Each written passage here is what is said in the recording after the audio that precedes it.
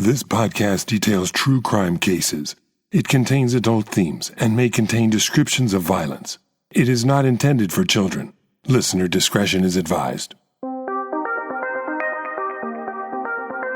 Before we begin, I want to point out that we're coming close to Halloween. And if you're like me, you love all the cool and creepy stuff that goes along with the holiday. So I've decided to share a Halloween treat with you. I'm going to put out a bonus episode next weekend where I'll share a creepy Halloween tale for you to listen to in the dark, around a fire, or we're giving out Halloween treats to those cute trick-or-treaters. But I haven't quite decided what story to tell, so if you have a favorite, send me a tweet at Upon a Crime, or message me on Facebook at Once Upon a Crime Pod, and then look for the episode next weekend. And happy Halloween! Thank you once again for joining me for today's episode of Once Upon a Crime. This is the last episode in the series Fatal Fans. In the first 3 episodes, I covered attacks on 2 young actresses, Teresa Saldana and Rebecca Schaeffer, and one music superstar, John Lennon, by deranged fans. This time, I'll detail an assassination plot on an American president. In researching these episodes, I've been struck by how many ways these cases have connections to each other. And no, I didn't plan this. I had planned the subjects I would cover, but was unaware until I started reading and researching each one that they had parallels to each other. For instance, as I mentioned in episode 14, Robert Bardo learned how to make contact with his victim, Rebecca Schaeffer, by hearing how Arthur Jackson had found Teresa Saldana through public records and other means. Bardo also carried a copy of The Catcher in the Rye with him to his crime, as Mark David Chapman did when he gunned down John Lennon. And Bardo and Chapman had been prison pen pals briefly. But even more important than that are the similarities in their behavior, family histories, and psychological makeup. They were products of overindulgent and or mentally ill mothers, demanding and or disconnected fathers. They did not have good relationships with others, sometimes with little or no friends or romantic relationships. Each exhibited suicidal tendencies, often combined with attention-seeking behaviors, and fixated on certain subjects, interests, and ultimately the person who would become the target for their anger. They conducted stalking campaigns against their victims, traveled extensively to make contact with them or to gain information, collected weapons, were often unemployed, were sexually inexperienced, and overly dependent on others for their finances and caretaking. John Hinckley fits this profile completely, but he also came from a wealthy family.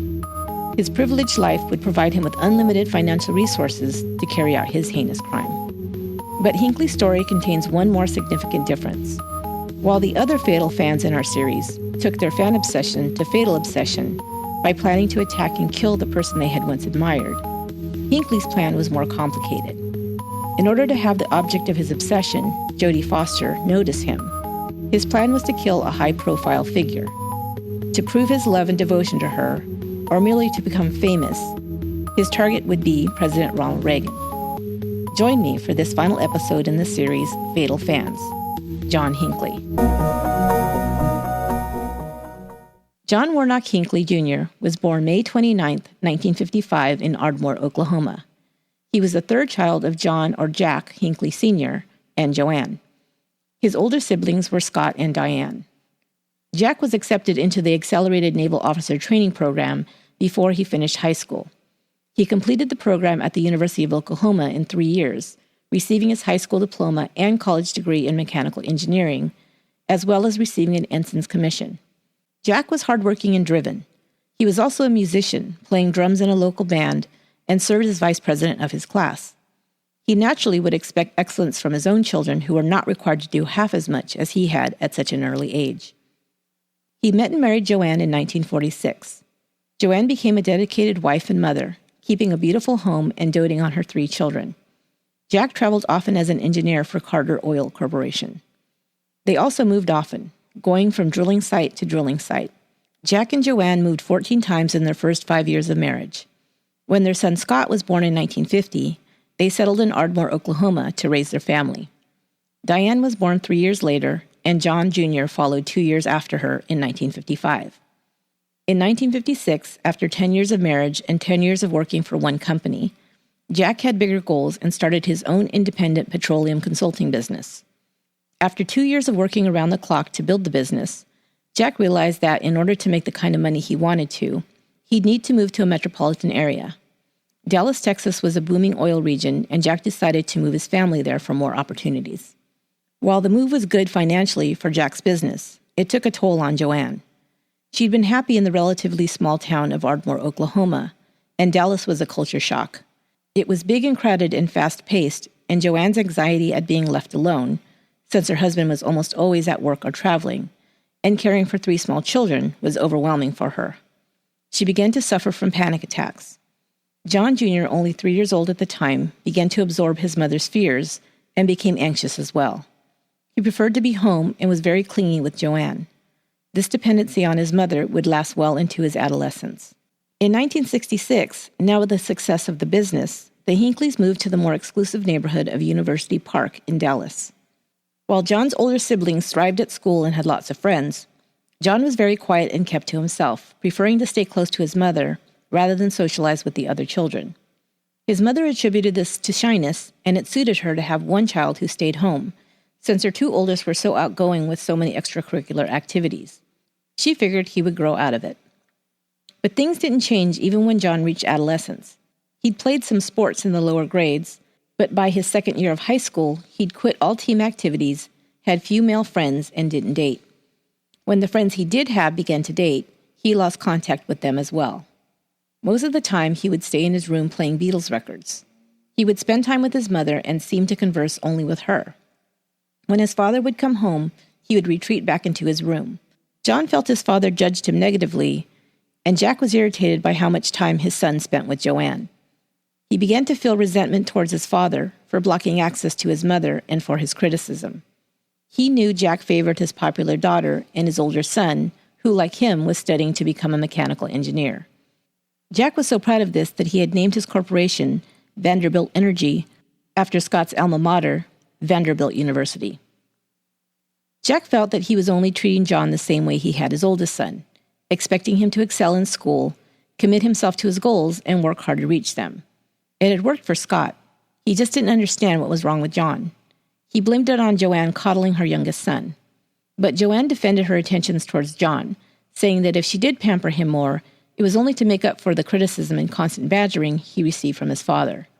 She felt that rather than helping John succeed, her husband was undermining his self-esteem.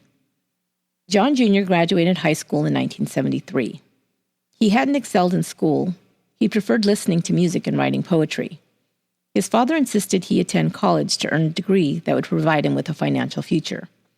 John would have preferred to study music or literature, but Jack insisted he enroll in Texas Tech as a business major. John was miserable in school, being away from home and with no friends.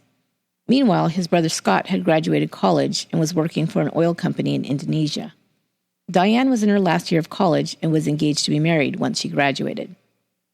Jack decided it was a good time now to relocate, with all the children launched. Jack and Joanne moved to Evergreen, Colorado. John interpreted this as a complete abandonment. His father had sent him away from home, and now he no longer had a home to return to. John began his freshman year at Texas Tech in the fall of 1973. Having been completely dependent on his mother for all of his needs, including friendship and emotional support, he now drifted. He continued to be without friends and was uninterested in his studies.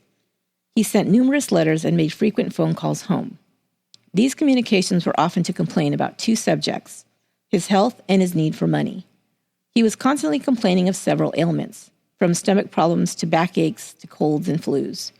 He also would whine to his mother about what his parents had done to him, sent him away to where he was sick and miserable. His mother felt guilty, and his father, to appease Joanne, would send checks. In April 1976, Hinckley wrote home telling his parents that he had dropped out of school and moved away from Lubbock, Texas altogether. "Sorry," he wrote, "I hope someday I can make you proud of me." This was a classic emotional manipulation Hinckley would use on his mother, and it usually worked. He didn't tell them where he was going. All they knew was that he had moved out of his apartment and dropped out of school. Even so, his parents made no effort to locate him beyond that. 1 month later, Joanne received a Mother's Day card postmarked from Los Angeles. He wrote that he was in Los Angeles trying to sell his songs to music publishers. He told them that he'd had a meeting with United Artists who was interested. Hinckley had always been a big music fan. His parents had purchased him an electric guitar when he was only 10. He wanted to become a songwriter like his idol John Lennon. He then confessed that he had sold the car his father had recently purchased for him to finance the trip. His father was angry about this, but he was able to appease his parents, since he seemed to actually be working towards something, and because he also shared that he was seeing a girl named Lynn Collins.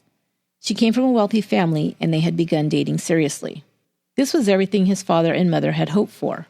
Their socially awkward and unmotivated son had career goals that he was working on and making a success out of, and he had a steady girlfriend. They naturally agreed when he asked them for more money to tide him over until his songs were sold. But in reality, there was no Lynn Collins. She was completely fictional, and of course there was no meeting with United Artists or anyone who was interested in his music.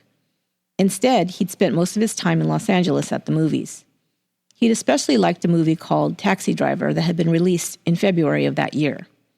In it, Robert De Niro plays an unstable Vietnam veteran named Travis Bickle, who works nights as a taxi driver. He meets a 12-year-old prostitute named Iris, played by Jodie Foster. Disillusioned by life in the violent streets of New York, he is desperate to become a hero. He alternately plans to kill a senator who he sees as a symbol of government corruption, and to save Iris from her pimp and her life on the streets. Hinckley watched the movie 15 times that summer and identified with Travis Bickle's disillusionment and need to be a hero. But he was most interested in Jodie Foster, the actress.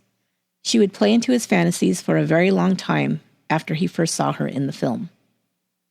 By the end of that summer, Hinckley had become tired of LA and wanted to leave. He began calling his parents with frequent complaints about his health. He also told them that his apartment had been broken into and all of his possessions had been stolen. They sent more money. He said he was still working on selling songs to several music publishers and was taking part-time jobs in the meantime to make ends meet. They sent even more money. In September, he told them that he had severe eye sting attacks, and that had forced him to leave his job, and that also Lynn had broken up with him. He made reference to committing suicide, but stated it somewhat ironically. His mother became alarmed and told him to come to Colorado, which was his goal all along. Hinckley had become very good at manipulating his parents. Once in Colorado, he had an endless stream of physical complaints, from headaches to backaches, colds, chest pains, and insomnia. He spent most of his time sulking in his downstairs room or moping around the house, listening to records and eating the treats his mother cooked and baked for him to cheer him up.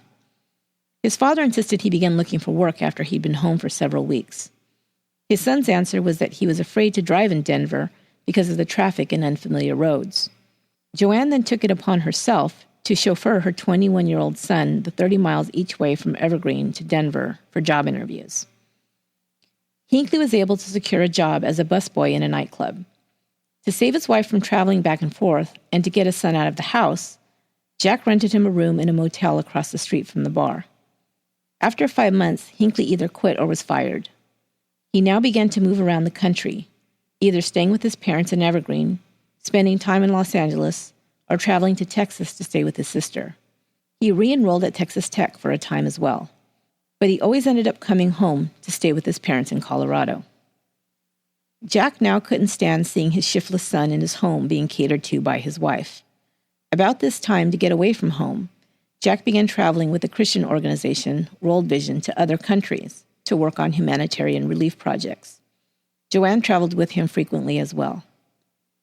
Unknown to his parents, Hinckley continued his obsession with the movie Taxi Driver and Jodie Foster. He took to emulating Travis Bickle by wearing army jackets and collecting guns. He had also begun collecting photos and articles about Jodie Foster and tracking her movements through fan magazines and talk shows. In 1979, John Hinckley purchased his first firearm, a rifle, in Lubbock, Texas, at the unfortunately named Snidely Whiplash's gun shop. He'd also gained over 60 pounds. A photograph taken at this time shows a much heavier John Hinckley posed with a gun to his temple. He'd also purchased 2 .22 caliber pistols. Hinckley also became interested in researching the lives and crimes of violent criminals, including mass murderers, hijackers, serial killers, kidnappers, and assassins. Some of the criminals he was most interested in were the Boston Strangler, Lee Harvey Oswald, and Sirhan Sirhan. He also collected books and articles about the Kennedy assassination and the attempted assassination of George Wallace, the Democratic nominee for president in 1972. In May 1980, Hinckley read in People magazine that Jodie Foster would be attending Yale University in September. Hinckley had been frustrated by the fact that his father would not give him access to his portion of the trust account that had been set up for him and his siblings, even though they had long ago received theirs. Jack felt that John was not responsible enough to be given access to so much cash. Hinckley told his father he needed some of the funds because he wanted to attend a writer's workshop at Yale that fall.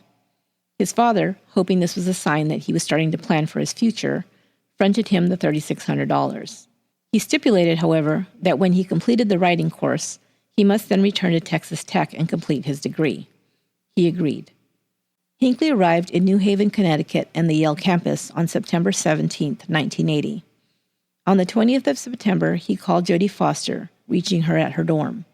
He spoke with her briefly. He then called for the next 3 days, at which time she refused to take any more of his calls. He continued to visit the Yale campus, lurking near the dorms hoping to catch a glimpse of her. When he did see her, he was unable to approach her. He left love notes at her dorm. He was ridiculed by the other male students, as they began to notice the weird guy who hung around the campus but was not a student. He later wrote about this time, "My mind was on the breaking point. A relationship I had dreamed about went absolutely nowhere. My disillusionment with everything was complete." 3 days later, Hinckley called his mother to tell her he didn't like the writing workshop, the town, or the students. He had taken the money earmarked for the fictitious writing workshop and purchased a ticket to Washington, D.C. He now began stalking President Jimmy Carter. A week after his arrival at Yale, he once again traveled, this time to Ohio, where he'd heard Carter would be visiting. He just wanted to see how close he could get to the president. He didn't take the guns with him, but went to the convention center in Dayton and shook Carter's hand before heading back to New Haven. His travels increased now and would continue from here forward.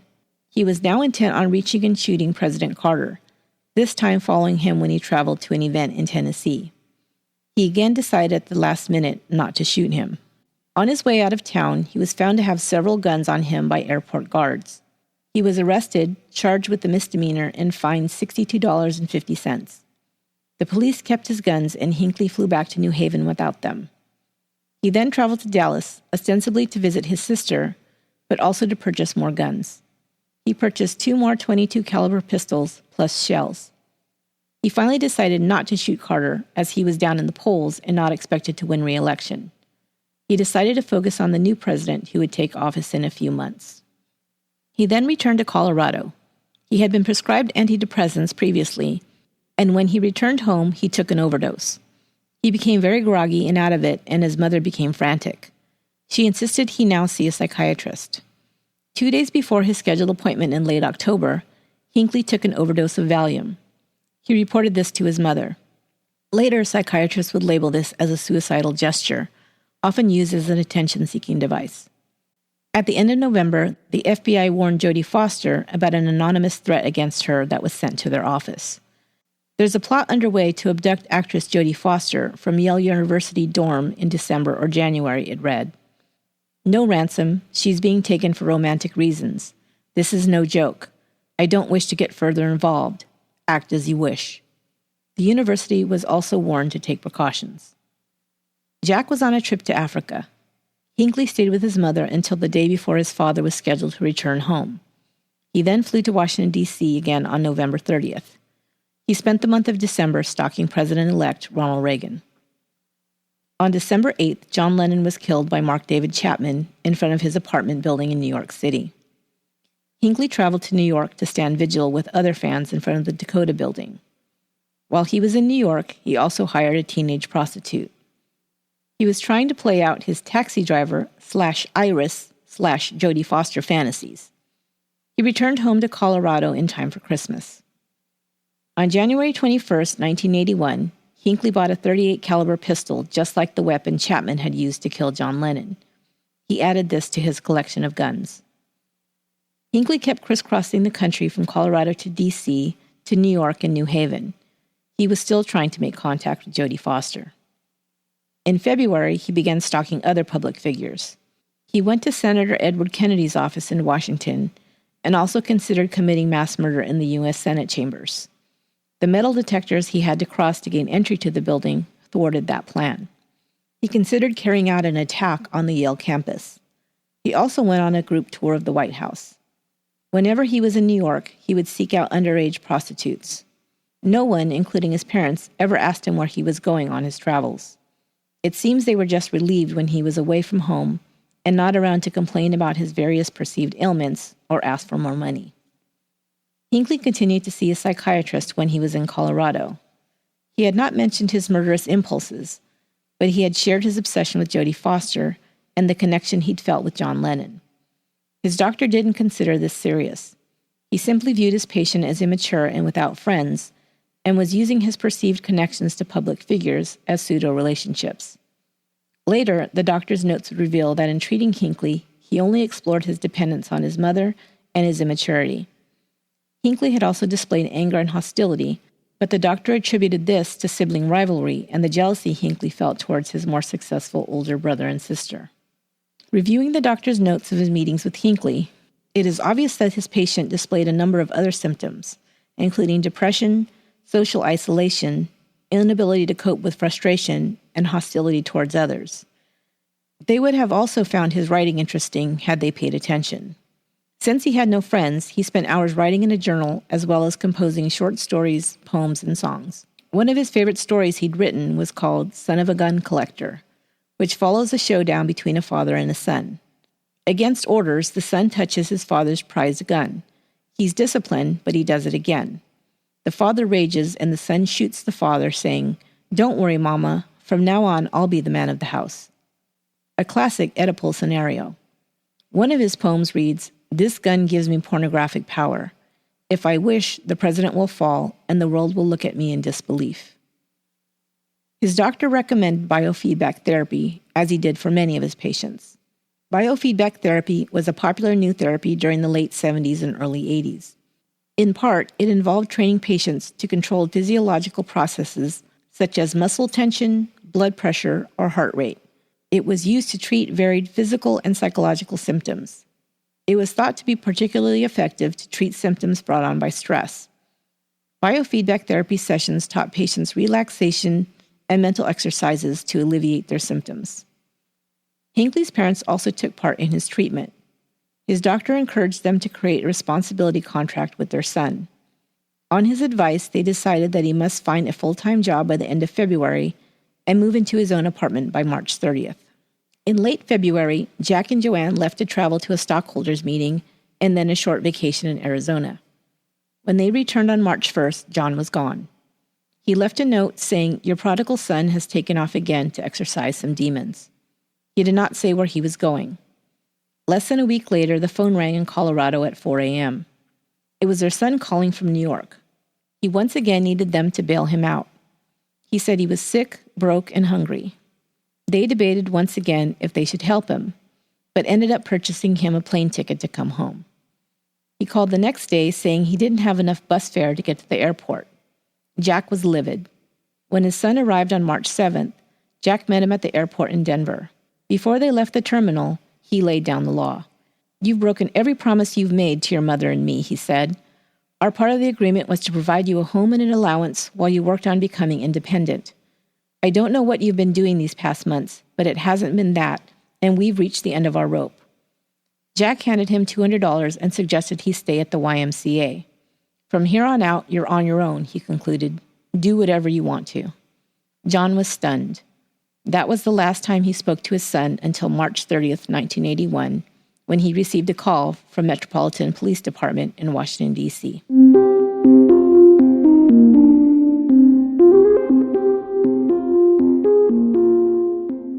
On March 30th, 1981, John Hinckley was once again in Washington, D.C. He got a room at the Park Central Hotel, 2 blocks from the White House. At 11:30 a.m., he checked the paper where the president's schedule was listed daily. He saw that President Reagan was scheduled to speak to union delegates from the AFL-CIO in the ballroom of the Washington Hilton Hotel. Before returning to D.C., he had debated using his last $150 to travel to Yale one last time and commit suicide there. But he'd come up with an alternate plan to get Jodie Foster's attention. Now, before he left for the Hilton Hotel, he wrote his last letter to her. "Dear Jodie," he wrote, "there is definitely a possibility that I will be killed in my attempt to get Reagan.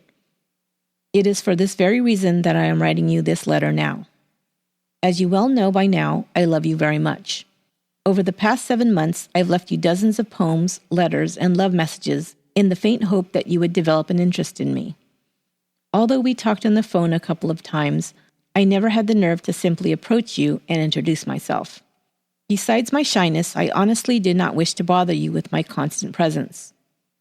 I know the many messages left at your door and in your mailbox were a nuisance, but I felt it was the most painless way for me to express my love for you. I feel very good about the fact that you at least know my name and how I feel about you. And by hanging around your dormitory, I've come to realize that I'm the topic of more than a little conversation, however full of ridicule it may be. At least you know that I'll always love you, Jody. I would abandon the idea of getting Reagan in a second if only I could win your heart and live out the rest of my life with you, whether it be in total obscurity or whatever. I will admit to you that the reason I'm going ahead with this attempt now is because I cannot wait any longer to impress you. I've got to do something now to make you understand, in no uncertain terms, that I'm doing all of this for your sake. By sacrificing my freedom and possibly my life, I hope to change your mind about me. This letter is being written only an hour before I leave for the Hilton Hotel.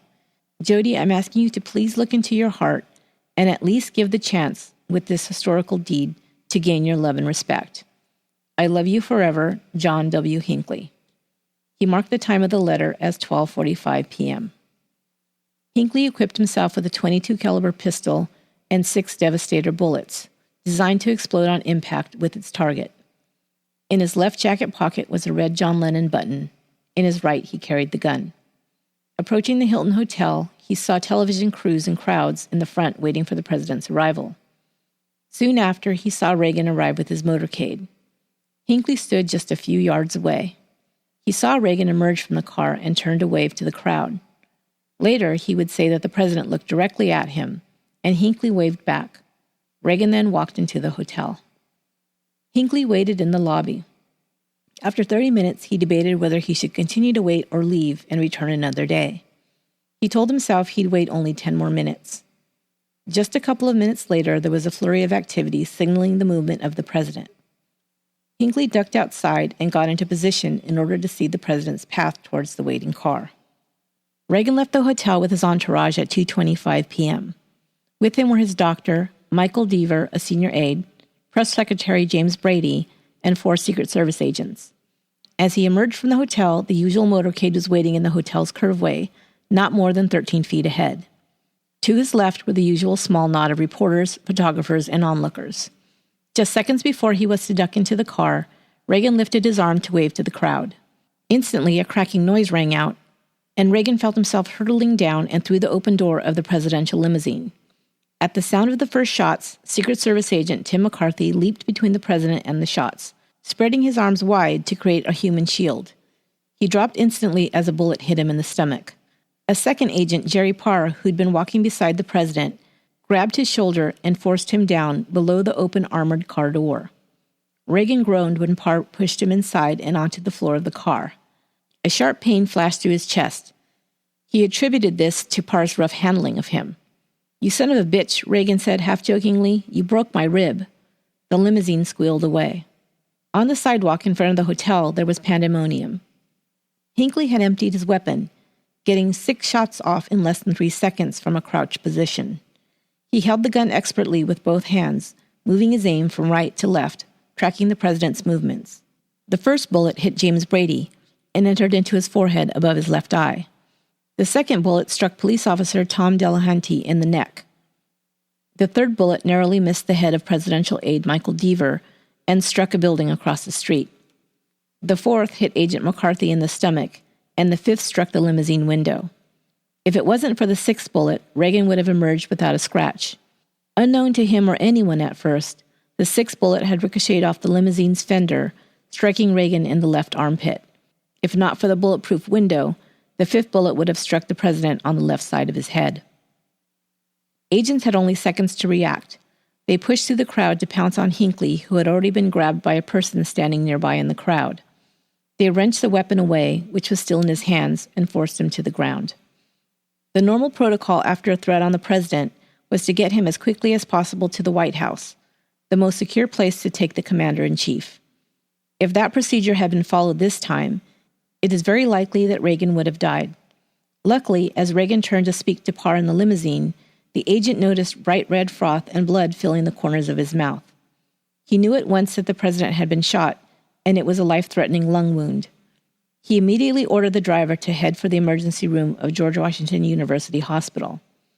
Rawhide not hurt, he radioed to an agent in a car behind them, using the president's code name. He was deliberately trying to throw eavesdroppers on the Secret Service frequency off track. He hoped the other agent would realize the ruse, and once he saw that the presidential limo was headed away from the White House and towards the hospital, he did. He called ahead to the emergency room to prepare them. A white phone rang on the emergency room desk, signaling a White House extreme response alert. The voice on the other end merely said, "The presidential motorcade is en route to your facility." By the time Reagan arrived, one fully equipped bay was ready to receive him, while another was set up for James Brady. The second bit of luck Reagan had that day was that the bullet that had hit him had first struck the fender of the car and exploded on the metal instead of inside Reagan's body. It then had continued its trajectory, spinning into his chest with such surgical precision that Parr, feeling him all over for the wound, could not detect any sign of the bullet's entry. They arrived at the emergency room entrance at 2:35 p.m., only 10 minutes after the shooting. Oddly, there was no wheelchair or stretcher to receive him. Reagan then insisted he walk in of his own accord. Parr allowed him to do so, sensing it was important to him. Immediately as he crossed through the door, the president's knees buckled and his eyes rolled up. He could not take in enough air.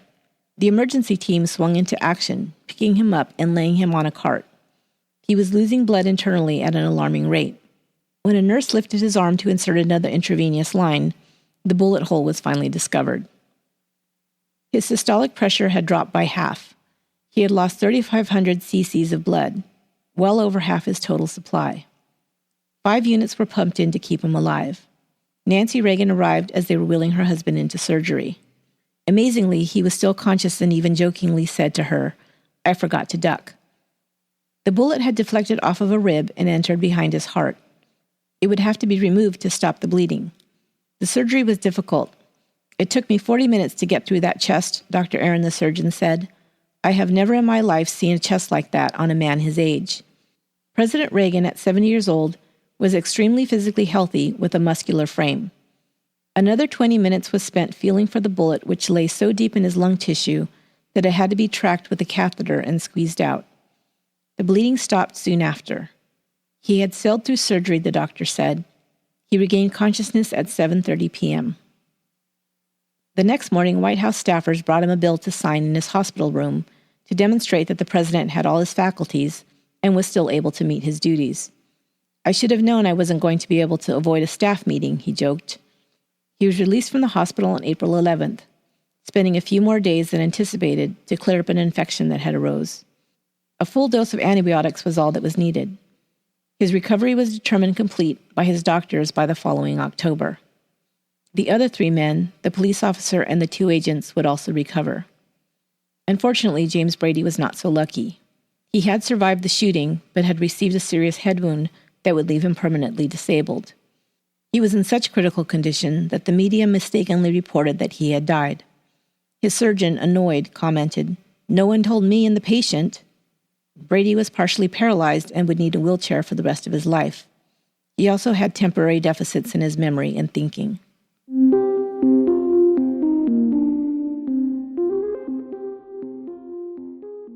Hinckley was taken into custody without injury. He was taken to the Metropolitan Police Department. He seemed very aware of his situation and in control of his emotions. Detectives reported that he displayed a full range of appropriate emotions for the situation he was facing. He did, however, ask if the shooting had been televised. He noted the television cameras in front of the hotel. He then asked if they thought the coverage would preempt the Academy Awards, which were scheduled to air that night.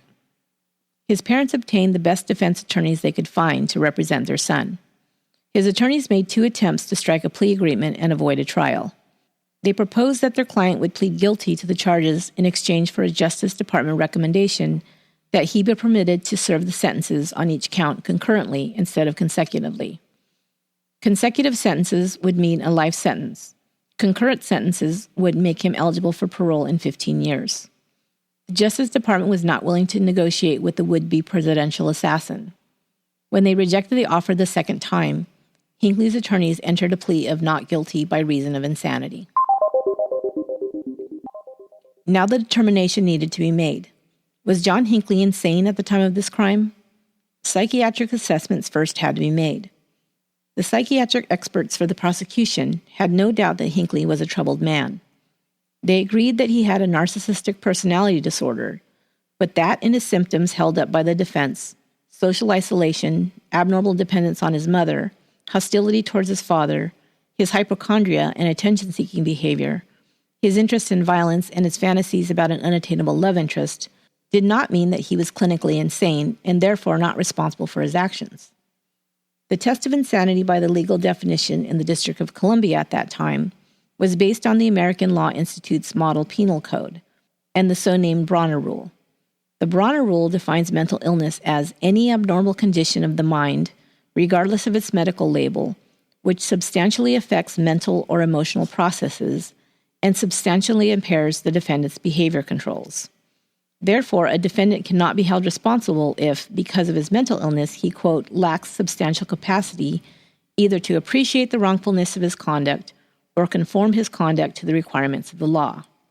The Bronner Rule is more difficult to determine as it is not as clear-cut to prove or disprove.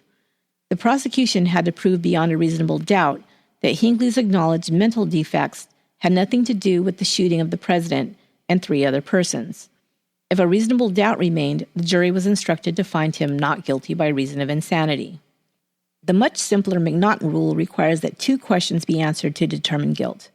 First, did the defendant know what he was doing when he committed the crime? And second, did he understand that his actions were wrong?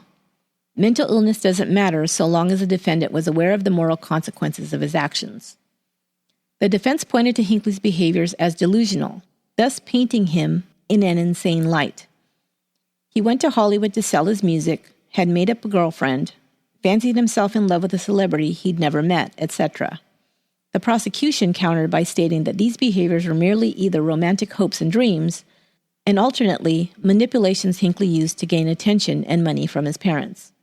The defense also made a lot of hay about Hinckley's imitation of Travis Bickle, saying that in his delusional mind, he was Travis Bickle, and so believed he would save the teenage prostitute Iris, a.k.a. Jodie Foster, by killing a government official.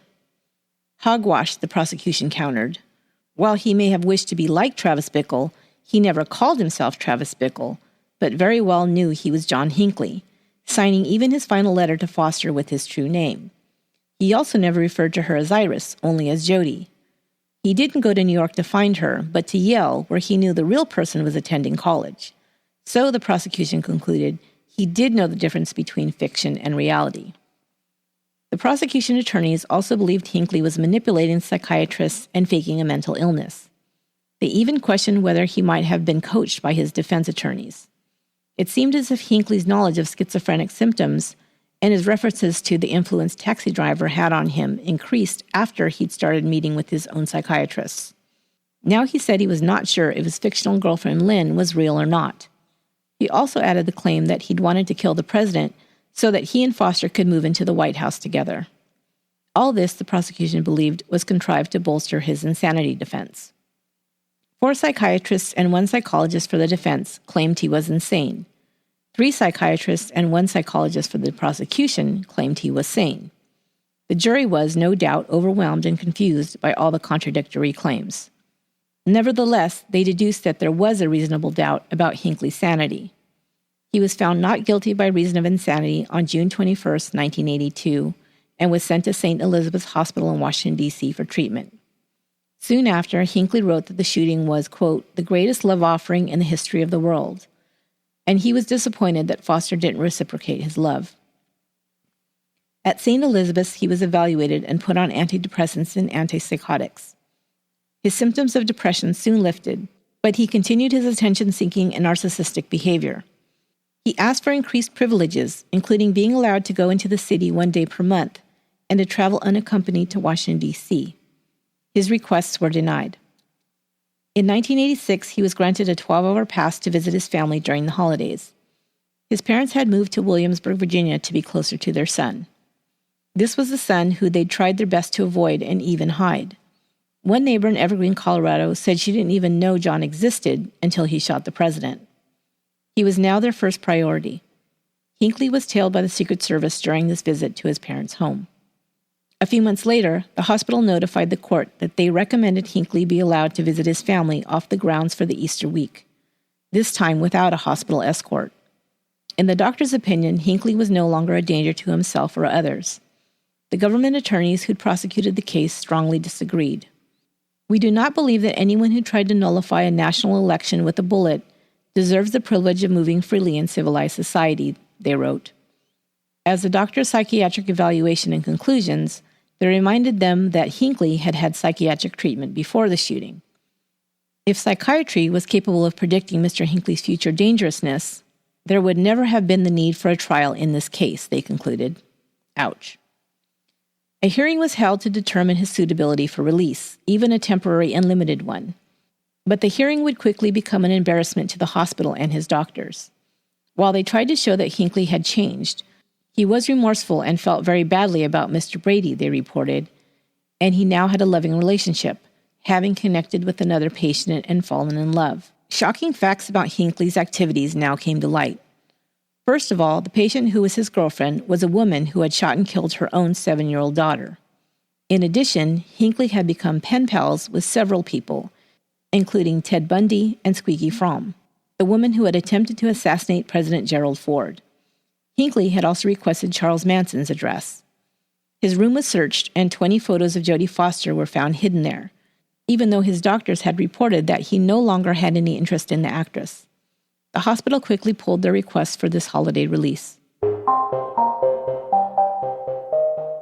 Hinckley's acquittal by reason of insanity spurred the public to action against such defenses. As a consequence, the United States Congress and a number of states revised laws governing when the insanity defense may be used by the defendant in a criminal prosecution. Idaho, Montana, and Utah abolished the defense altogether. In the United States, prior to the Hinckley case, the insanity defense had been used in less than 2% of all felony cases and was unsuccessful in almost 75% of those trials. Public outcry over the verdict led to the Insanity Defense Reform Act of 1984, which altered the rules for consideration of mental illness of defendants in federal criminal court proceedings. What the public and juries came to understand more clearly was that just because somebody commits an act that most people would consider crazy, whether that is killing your own child, shooting up your workplace, or attempting to assassinate a president, it doesn't necessarily mean you are insane. Emotionally disturbed, perhaps, but it might not meet the criteria for legal insanity. Secret Service agent Jerry Parr, whose quick action saved the president's life, left the agency and became a pastor. He believed that God had directed him that day and that he had fulfilled his mission to save the president. He died in October of 2015. Agent Tim McCarthy recovered from his injuries he sustained when he had made himself a human shield between the shooter and the president. He received the NCAA Award of Valor in 1982. He later became the chief of police in Overland Park, Illinois. Officer Tim Delahunty also recovered, but was forced to retire from the police force due to his injuries. Jodie Foster was hounded by the press for a time after Hinckley's obsession with her was made public. She has only spoken twice publicly about the assassination attempt, and has been known to leave interviews when her request not to speak about it is not honored. She went on to have a long and successful acting career in movies, including in The Silence of the Lambs, Contact, and most recently Money Monster. She was nominated for a Best Actress award for Taxi Driver and has since won 2 Best Actress Oscars for The Accused and Silence of the Lambs. Foster came out publicly as a lesbian in 2007. She and her longtime partner, Sidney Bernard, have 2 sons together. She has been married to Alexandra Hedison since 2014. James Brady suffered from his injuries for the rest of his life. He was confined to a wheelchair, but along with his wife Sarah, became an important advocate for gun control legislation. They lobbied for background checks for handgun purchases, as well as assault weapons restrictions. The Brady Handgun Violence Protection Act, more commonly known as the Brady Bill, was enacted in 1993. He was awarded the Presidential Medal of Freedom by President Bill Clinton in 1996, the highest civilian award given in the United States. James Brady died in 2014. The medical examiner ruled it a death by homicide, caused by the wounds he had received over 30 years earlier. Hinckley could not be charged with this death, however, having been found not guilty in 1982.